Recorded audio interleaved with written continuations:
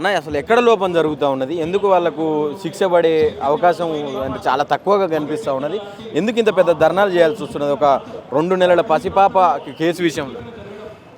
పాలకుడే భక్షకుడైతే ఎవరు రక్షించలేరు. ఒక రెడ్డి నియంత రేవంత్ రెడ్డి దురాంకారి పాలన ఇట్లున్నదని దీనికి ఉదాహరణే ఈ నగర్ కర్నూలు సంఘటన, కుమ్మెర సంఘటన.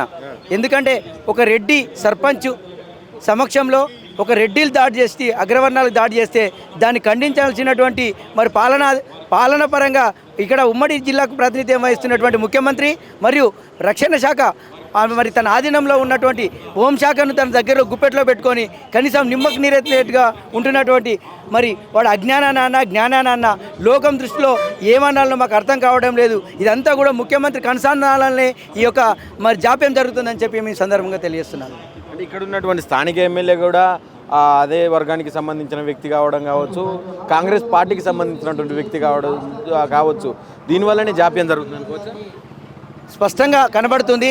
ఇక్కడ ఉన్నటువంటి స్థానిక ఎమ్మెల్యే కావచ్చు, ఎమ్మెల్సీ కావచ్చు, ఇక్కడ ఉన్నటువంటి మరి చేసినటువంటి హంతకులు కూడా రెడ్డి సామాజిక వర్గానికి సంబంధించినటువంటి వాళ్ళు అధికార పార్టీకి మరి అండగా ఉండేటువంటి వాళ్ళని కాపాడడం కోసము మరి ఇంకా జాప్యం చేస్తున్నారు. కానీ తెలంగాణ ప్రజలు చాలా చైతన్యవంతులు.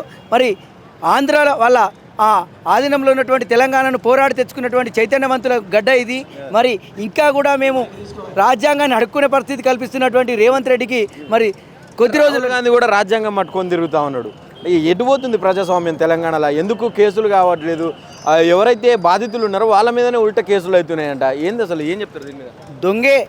దొంగ అని అరిచినట్టుగా నిజంగా రాహుల్ గాంధీకి నిజంగా ప్రజాస్వామ్యం మీద ఏమైనా మరి అతనికి గౌరవం ఉంటే తక్షణమే తెలంగాణలో జరుగుతున్నటువంటి అన్యాయాన్ని మరి ఖండించాల్సినటువంటి అవసరం ఉన్నది.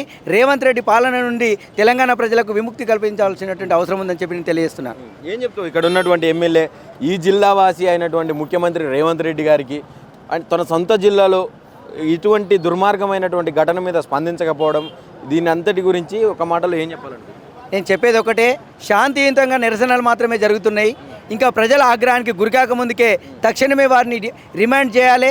వారికి కుటుంబానికి మరి ప్రభుత్వ పరంగా అన్ని రకాలుగా ఆదుకోవాలి. లేని పక్షంలో తెలంగాణలో ఉన్నటువంటి ప్రతి ఎస్సీ ఎస్టీ బీసీ మైనార్టీ బిడ్డలందరూ కూడా ఏకమై మీకు ఉరి బిగించే రోజులు దగ్గరలో ఉన్నాయని చెప్పి తెలియజేస్తాను. ఏం చెప్తావు ఈ కేసు విషయంలో, ఎందుకు జాప్యం జరుగుతూ ఉంది? ఇంకా పోలీస్ యంత్రాంగం పూర్తిగా మత్తు వదులుతలేదు. రేవంత్ రెడ్డి మత్తులో ఉన్నారు. ఆ మత్తు వదిలే రోజులు దగ్గరలో ఉన్నాయి. పోలీసు వారికి తగిన బుద్ధి చెప్పే రోజులతో త్వరలోనే ఉన్నాయి. ఈరోజు బీసీలను ఎస్సీలను అనగదొక్కాలని పూర్తిగా రేవంత్ రెడ్డి చూస్తున్నాడు. అది ఎప్పటికీ సహించము. బీసీ ఎస్సీలు మైనార్టీలు అందరూ ఒకటైతే రేవంత్ రెడ్డి సీటు గుంజడం ఖాయమని చెప్తున్నాం. అసలు రేవంత్ రెడ్డి సొంత జిల్లా కదా ఇది, కనీసం కన్సర్న్ ఉండాలి, వచ్చి మాట్లాడాలి. లేదంటే ఆ పాప విషయంలో ఏదో ప్రెస్ మీట్ పెట్టి మాట్లాడడం కావచ్చు, పోలీసులకు హెచ్చరించడం కావచ్చు, ఏదో ఒకటి జరగాలి న్యాయం చేసే విధంగా. ఎందుకు దాంట్లో జాప్యం జరుగుతుంది? రేవంత్ రెడ్డికి రెడ్డి వర్గం అంటే ఎక్కువ ప్రేమ. ఆ ప్రేమ చూసుకొని ఎవరి మీద ఆధిపత్యం చెల్లించాలంటే బీసీ మైనార్టీల మీద ఆధిపత్యం చెలాయించాలంటే కుర్చీని కాపాడుకోవాలంటే ఈ దొంగలందరినీ కాపాడాలి. ఈరోజు పూర్తి బాధ్యులైన రెడ్డిలందరినీ కాపాడడానికి ఇలా చేస్తున్నాడు. ఆ సీటు గుంజడం ఖాయం, తన్నడం ఖాయం. తన్నే రోజులు దగ్గరలో ఉన్నాయి రేవంత్ రెడ్డికి. ఎస్పీ ఏం చెప్తున్నాడంటే, ఒక 3 రిమాండ్ చేసినాం, ఇంకా మిగతా వాళ్ళు పరారీలో ఉన్నారు, వెతుకుతున్నాం, వాళ్ళ కోసం గాలింపు చర్యలు చేపడుతున్నాం అని చెప్తా ఉన్నాడు. ఏంది దీని విషయంలో మీరు ఏకీభవిస్తారా? ఏకీభవించాం. ఎందుకంటే ఒకప్పుడు ఎక్కడో దొంగతనం చేస్తే ఎక్కడో మూల దాక్కున్న దొంగను దొరకబట్టుకొస్తారు. ఇవాళ నాగర్ కర్నూలులో దాక్కున్న వ్యక్తుల్ని దొరకబట్టలేకపోతాం. వాళ్ళకి ఆధిపత్యంగా కూడా ఏర్పాటు చేస్తా అంటున్నాడు. స్పెషల్ టీంలు ఎక్కడ దొంగ వేషాలు వేసుకుంటూ పోలీసు వ్యవస్థ నిద్రమత్తులో ఉంది. ఇలా ఎక్కడో ఉన్న మూలకున్న వ్యక్తిని దొరకబట్టే రోజులు దగ్గరలో ఉన్నప్పుడు ఇలా పక్క పంటి ఉన్న వ్యక్తిని దొరకబట్టకుండా వాళ్ళకు ఒత్తాసు పలుకుతూ ఇవాళ దొంగ దోపిడీలకు ఒత్తాసు పలుకుతున్న పోలీసు వ్యవస్థకి ప్రత్యేకంగా హెచ్చరించడం జరుగుతుంది. కాంగ్రెస్ సర్పంచ్ అని చెప్తున్నారు అందులో ఉన్నటువంటి కీలకమైన వ్యక్తి, అసలు మా పార్టీకి సంబంధం లేదు అని చెప్పి ఎమ్మెల్యే చెప్తున్నట్టుగా వార్తలు వినిపిస్తున్నాయి. ఎంతవరకు నిజం ఇది? ఈరోజు ఆ ఎమ్మెల్యే కాంగ్రెస్ ఎమ్మెల్యేనా, సర్పంచ్ కాంగ్రెస్ సర్పంచే. వాళ్ళకు ఒత్తాసు పలుకుతున్న రేవంత్ రెడ్డి పూర్తిగా మద్దతు పలుకుతూ ఎప్పటికీ బీసీ మైనార్టీలను తొక్కాలని చూస్తున్నాడు. ఆ మౌనిక కుటుంబానికి, ఆ పాప కుటుంబానికి న్యాయం జరిగే వరకు ఇచ్చిపెట్టాము. ఈరోజు శాంతియుతంగా ధర్నాలు చేస్తున్నాము.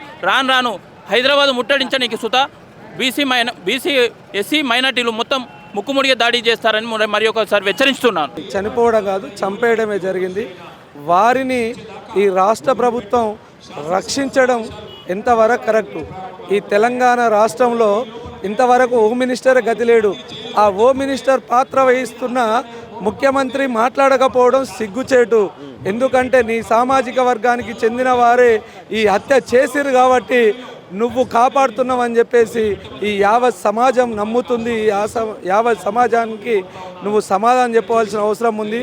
తక్షణమే ఆ హత్య చేసిన హంతకులను అరెస్టు చేసి ఒక ముఖ్యమంత్రిగా నీ సిద్ధశుద్ధి చాటుకోవాలని చెప్పి కూడా డిమాండ్ చేసడం జరుగుతుంది. ఇక్కడ ఉన్నటువంటి ఎమ్మెల్యే ఇంతవరకు ఇక్కడికి రాలేదు అని చెప్పి వార్తలు వినిపిస్తూ ఉన్నాయి. వాళ్ళని పరామర్శించడం కావచ్చు, వాళ్ళ తరఫున మాట్లాడినటువంటి దాఖలాలు లేవు అంటున్నారు. దాని గురించి ఏం చెప్తారు?